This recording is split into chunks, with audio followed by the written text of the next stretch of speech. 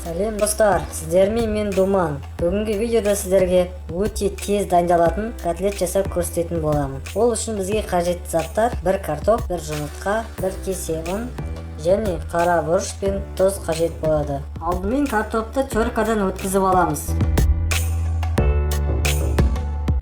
Картопты теркадан өткізіп алдық. Енді жұмыртқаны жарып, осының үстіне саламыз. Жақсылап араластырып аламыз.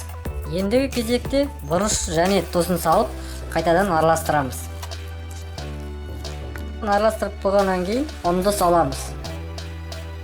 Ұнды мөлшерімен салып болғаннан кейін осылайша араластырамыз. Достар, біздің қоспамыз дайын болды. Енді осы қоспаны газға табаны қойып, үстіне майды мөлшерімен құямыз. Және оның үстіне қоспаны салып пісіріп аламыз.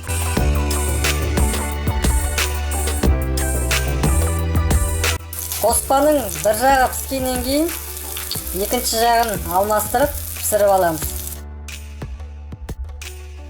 Достар, біздің котлетіміз дайын болды. Өте керемет дәмді шықты.